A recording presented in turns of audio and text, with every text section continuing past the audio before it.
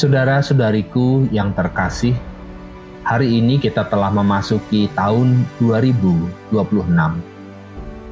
Mari kita membayangkan seakan-akan kita sedang bangun, kemudian membuka ponsel dan berita datang bertubi-tubi. Harga kebutuhan naik, bencana alam kembali terjadi di beberapa wilayah, khususnya di Indonesia. Angka kemiskinan bertambah dan kita bertanya dalam hati, apa yang sebenarnya sedang terjadi dengan negeri ini? Tahun 2026 tidak datang dengan janji manis. Ia datang membawa realitas. Realitas tentang bumi yang makin rapuh, tentang manusia yang makin rentan, dan tentang iman yang sedang diuji, bukan di mimbar, tetapi di dapur, di ladang, di pengungsian, dan di dompet yang makin tipis.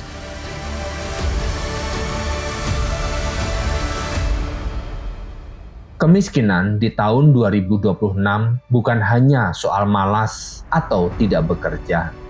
Ini kemiskinan yang struktural, ekologis, dan sistemik.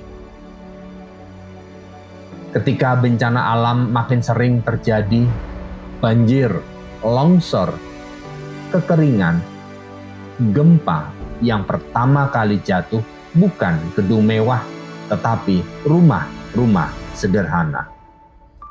Yang kehilangan bukan investor besar, tetapi petani kecil, nelayan, buruh harian, pedagang pasar. Sekali sawah terendam banjir, sekali laut berubah tak ramah, sekali usaha kecil hancur, maka satu keluarga bisa jatuh miskin dalam semalam.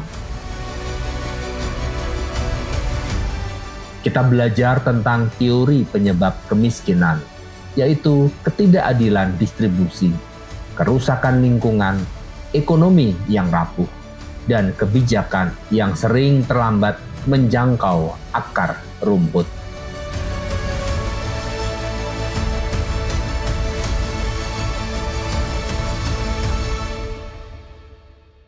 Ironisnya, di saat teknologi berkembang pesat, justru jurang sosial makin menganga, yang punya akses makin melesat, yang tertinggal makin tercecer. Pertanyaan yang sering muncul, apakah ini hukuman Tuhan? Sebagai orang percaya, kita perlu berhati-hati. Alkitab tidak mengajarkan Tuhan yang senang menghukum, tetapi Tuhan yang terus memperingatkan dan memanggil manusia untuk bertobat secara kolektif. Bencana alam yang meluas bukan sekedar fenomena alam, ia adalah cermin relasi manusia dengan alam, cermin kerakusan eksploitasi dan abainya kita terhadap ciptaan Tuhan. Ketika hutan dibabat tanpa belas kasih, ketika sungai dijadikan tempat sampah, ketika gunung dilubangi demi keuntungan, maka alam bersuara, bukan untuk balas dendam, tetapi sebagai jeritan ciptaan yang sakit. Ada satu kalimat yang tertulis dalam Roma 8 yang menyatakan seluruh makhluk sama-sama mengeluh dan merasa sakit bersalin. Artinya, krisis ekologis adalah krisis spiritual. Bencana adalah panggilan untuk bertobat, bukan hanya individu, tetapi sistem, ekonomi, dan cara hidup. Lalu, bagaimana seharusnya orang percaya hidup di tahun 2026? Pertama, jangan panik, karena iman kita tidak berdiri di atas stabilitas ekonomi, tetapi di atas kesetiaan kepada Tuhan. Namun kedua, jangan naif. Iman bukan alasan untuk tidak bersiap. Yesus berkata, orang bijaksana membangun rumahnya di atas batu. Artinya, iman harus disertai kebijaksanaan dan kesiapsiagaan. Orang percaya dipanggil untuk tidak konsumtif berlebihan, tidak menutup mata terhadap penderitaan sekitar, tidak sibuk menunggu mujizat sambil mengabaikan tanggung jawab.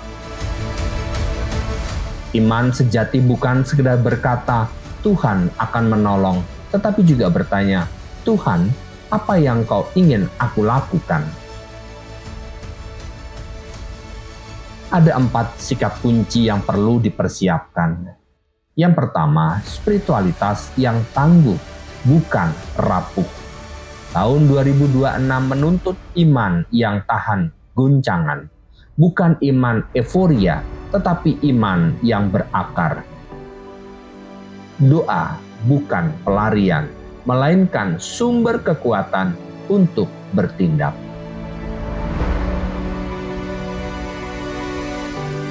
Kedua, solidaritas bukan individualisme. Gereja tidak boleh hanya menjadi tempat ibadah, tetapi ruang solidaritas.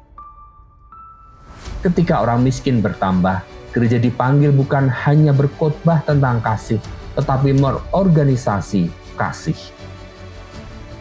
Yang ketiga, kesiapsiagaan ekonomi yang bijak. Bukan menimbun karena takut, tetapi hidup sederhana, menabung bijak, mengembangkan keterampilan, dan saling menopang. Keempat, kepedulian terhadap lingkungan. Menjaga alam adalah tindakan iman. Ekoteologi bukan wacana elit, tetapi panggilan iman sehari-hari. Tahun 2026 mungkin bukan tahun yang mudah. Kemiskinan bisa bertambah, musibah bisa meluas, dan hidup bisa terasa berat. Namun sejarah iman mengajarkan satu hal. Tuhan paling sering bekerja justru di tengah krisis. Ketika dunia gelap, Tuhan memanggil umatnya menjadi terang. Bukan terang yang menyilaukan, tetapi terang yang menghangatkan. Jika Anda bertanya, apakah Tuhan masih menyertai Indonesia? Jawabannya mungkin terletak pada pertanyaan lain. Apakah kita masih mau menjadi alatnya?